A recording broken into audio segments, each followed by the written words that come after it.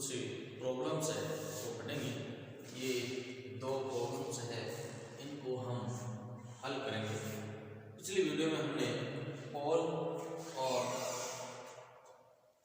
Polar plane के बारे में अध्ययन किया था और पोलर लाइंस भी हमने पढ़ी थी। आज पोल और पोलर प्लेन, ध्रुवीय और ध्रुवीय समतल तथा ध्रुवीय जो रेखाएं हैं उनसे रिलेटेड कुछ ये दो प्रॉब्लम्स है, इनको हम हल करते हैं। इम्पोर्टेंट क्वेश्चन है। बीएससी की क्लास में ये जो 3D का पेपर है उसमें ये ज़्यादातर पूछे जाते हैं ऐसे क्वेश्चन। तो सबसे पहले देखिए, जो फर्स्ट प्रॉब्लम्स है इसका सॉल्यूशन हम देखते हैं। दिया हुआ है इसमें एक, सबसे पहले एक सांख्यक दिया हुआ है, सांख्यक alpha x square beta y square gamma z square equal to 1। एक सांख्यक तो ये दिया हुआ है और एक दिया हुआ है a x square b y square c z square equal to 1। ये दूसरा सांख्यक दिया हुआ है। अब अपने को दिया हुआ है कि ये जो 2 नंबर का सांख्यक है इसके स्पर्श तल, तो हम इसका कोई स्पर्श तल लेते हैं। इसके स्पर्श तलों के ध्रुवों का बिंदु पत्र, तो इसके स्पर्श तलों का जो ध्रुव है, ध्रुव किसके सापेक्ष लेना है, इस सांख्यक के सापेक्ष हमें ध्रुव लेना है और इस सांख्यक के सापेक्ष हमें स्पर्श तल लेना है। ठीक है, यानी जो समीकरण 2 है इसका हमें क्या लेना है, स्पर्श तल का समीकरण मान लेते हैं। स्पर्श तल का समीकरण किस रूप में लेते हैं हम, याद होगा पिछली वीडियो में हमने पढ़ा था। स्पर्श तल का समीकरण क्या होता है, Lx plus My plus Nz equal to P होता नहीं होता, याद है। ये समीकरण हमने लिया था जिसमें हमने पी स्क्वायर की शर्त भी लिखी थी। क्या थी, p square equal to l square upon a, l square upon a क्या होता है, एक्स स्क्वायर का गुणांक होता है, plus n square upon b n square upon c. ये शर्त होती है अगर ये इसका स्पर्श तल होता है, ये इसका अगर ये इसका स्पर्श है तो पी स्क्वायर का ये प्रतिबंध होता है, जो हमें याद रखना है। ठीक है ना, और पिछले वीडियो में देखना आप, इसको हमने ज्ञात भी किया था स्पर्श तल का। अब सांख्यक, अब हम देखते हैं सांख्यक 1 के,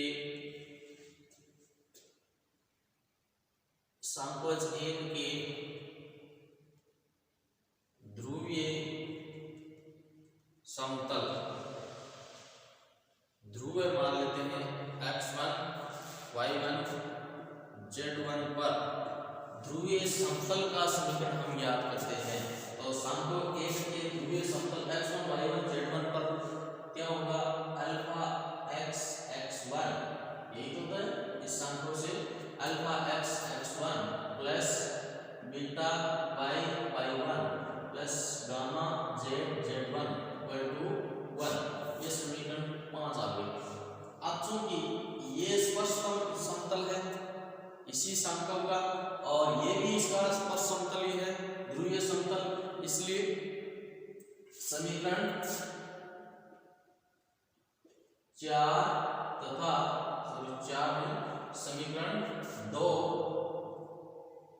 तथा समीकरण 5 एक ही तल होने पर हम तुलना करते हैं, तुलना करेंगे क्योंकि इसके सापेक्ष स्पर्श जो समतल होगा, जो ध्रुवीय तल होगा वो भी इसी के होगा और ये भी हमने जो लिया है वो भी इसी का ही स्पर्श तल है। तो दोनों की तुलना करते हैं समीकरण 2 और 5 से, समीकरण 2 और समीकरण 3, समीकरण 3 और समीकरण 5 से हम तुलना करते हैं। तो L बटे क्या आएगा, अल्फा x1 m बटे बीटा y1 और n इसमें गुणांक देखिए z का गुणांक n है, इसमें z का गुणांक gamma z1 equal to p बटे 1 और इससे हम याद करेंगे lmn का मान। lmn का मान क्या आएगा, l बराबर आ जाएगा अल्फा p x1, n बराबर आ गया बीटा p y1, n बराबर गामा p z1। lmn का मान आ गया। lmn का मान हम इसमें रख देते हैं तो हमें अभिष्ट प्रतिबंध प्राप्त होगा। इसमें समीकरण 4 में रखने पर lmn का मान समीकरण 4 में रखते हैं तो p square equal to l square alpha square p square x1 square upon a, ठीक है। m स्क्वायर अपॉन b तो m का मान है beta square p square y1 square upon b और इसका मान है गामा n स्क्वायर तो gamma square p square z1 square upon c।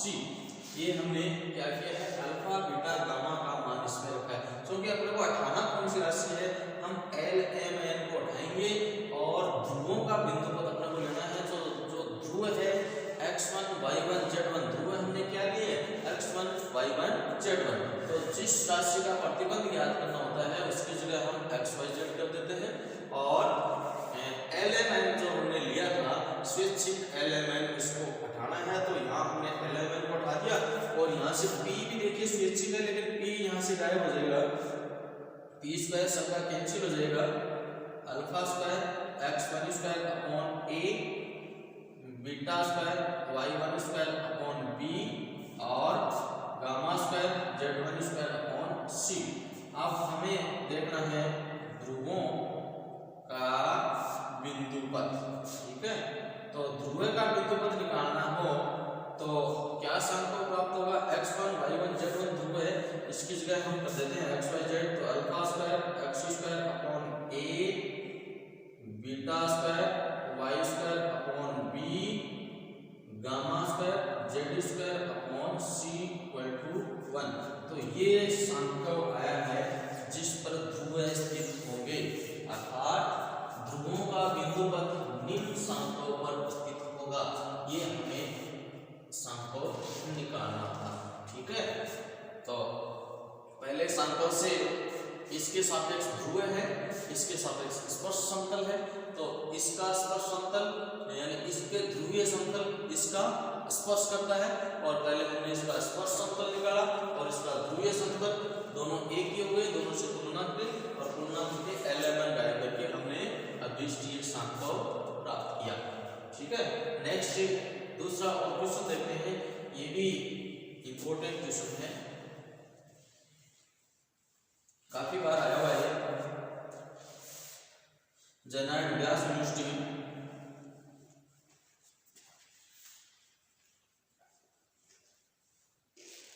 बाकी अन्य भी यूनिवर्सिटी में आया हुआ है।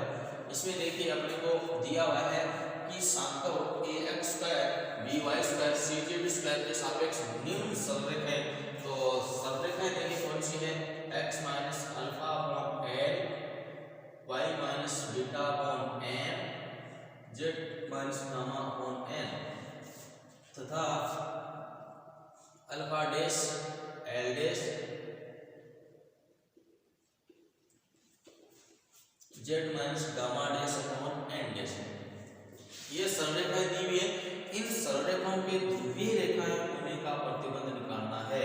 यानी ये जो सरलरेखा है ये इसकी ध्रुवीय रेखाएं हैं, ये अपने को दिखाना है। तो सबसे पहले देखिए दी गई सरल रेखाएं x minus alpha upon l y minus beta upon n z minus gamma upon n, समीकरण 1 x minus alpha dash l dash y minus beta dash m dash z minus gamma dash upon n dash, ये है दो सरलरेखा हमें दी हुई है, ठीक है। और एक हमें दिया हुआ है सांख्यवच, सांकोच क्या है, a x square b y square c z square equal to 1, ये हमें सांकोच दिया हुआ है। तो सबसे पहले तो हम देखते हैं कि कोई रेखा है, सांकोच की ध्रुवीय रेखा होने का क्या प्रतिबंध होता है। तो सांकोच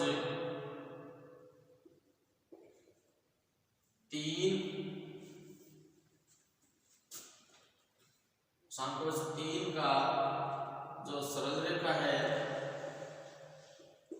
सांकोच 3 की सरल रेखा 1 के ध्रुवीय रेखा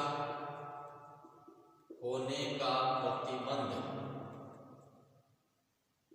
या समीकरण। ध्रुवीय रेखा होने का क्या प्रतिबंध है, कल हमने देखा था वीडियो में, किसी भी लाइन के ध्रुवीय रेखा होने का क्या प्रतिबंध होता है।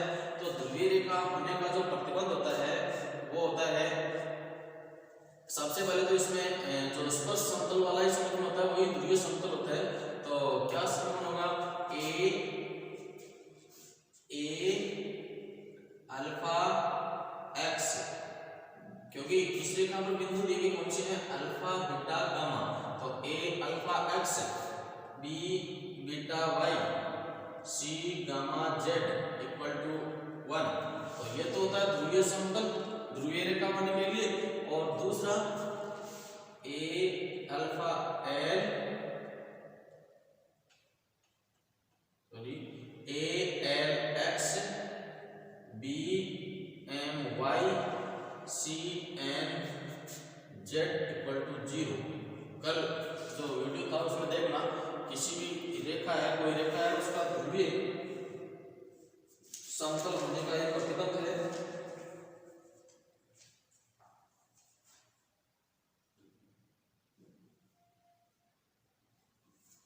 ठीक है ना, यानी ये सांकव है, इस सांकव का इस रेखा के सापेक्ष ध्रुवीय रेखा होने का कल हमने प्रतिबंध ज्ञात किया था कि इसका इसका फार्मूला है, अपने को याद रखना है।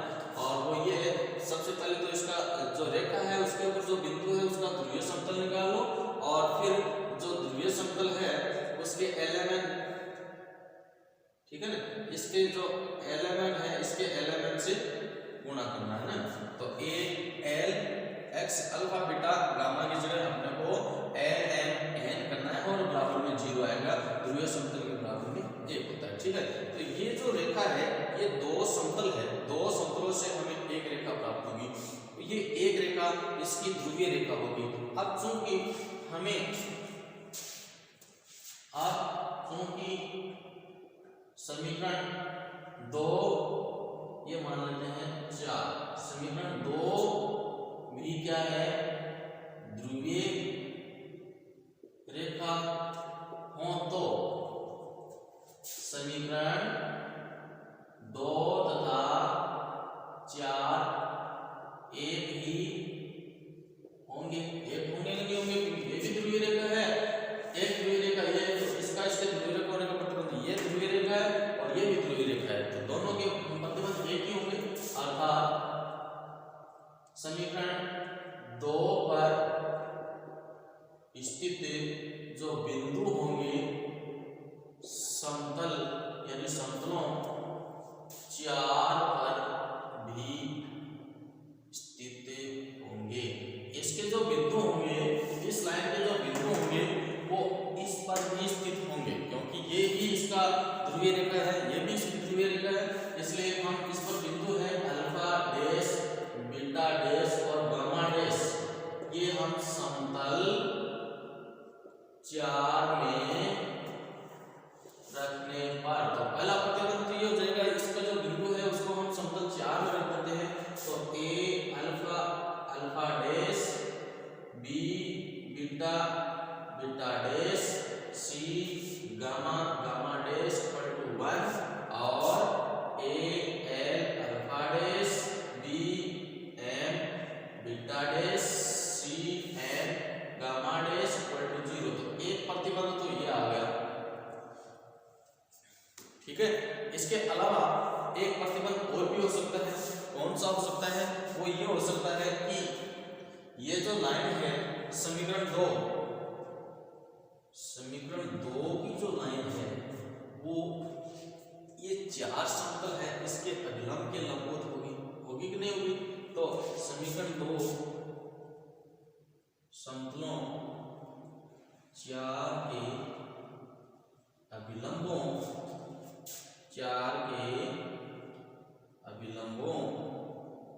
के लंबवत होंगी, यानी अभिलंब के लंबवत भी होंगी। तो इसके दिक्कतपात और इसके दिक्कतपात का गुणनफल भी 0 आना चाहिए। ठीक है, तो इसके दिक्कतपात देखते हैं। दिक्कतपात क्या होता है? समतल का दिक्कतपात x y z का गुणांक। तो इसका x y z का गुणांक है a अल्फा और इसका दिक्कतपात है l dash, a alpha l dash. ठीक है, plus b beta m dash plus c gamma n dash equal to 1। पहला प्रतिबंध दूसरे समतल से दूसरा प्रतिबंध, तो दूसरा प्रतिबंध a l l dash b m m dash c n n dash equal to 0। तो ये आ गया दूसरा प्रतिबंध। ठीक है, तो यही अपने को याद करना है कि ध्रुवीय रेखा होने की शर्त याद कीजिए। अगर ये इसकी ध्रुवीय रेखाएं होंगी तो ये दोनों शर्त होंगी 5 और 6। ठीक है, नेक्स्ट वीडियो में हम इसके कुछ और प्रॉब्लम्स को हल करेंगे।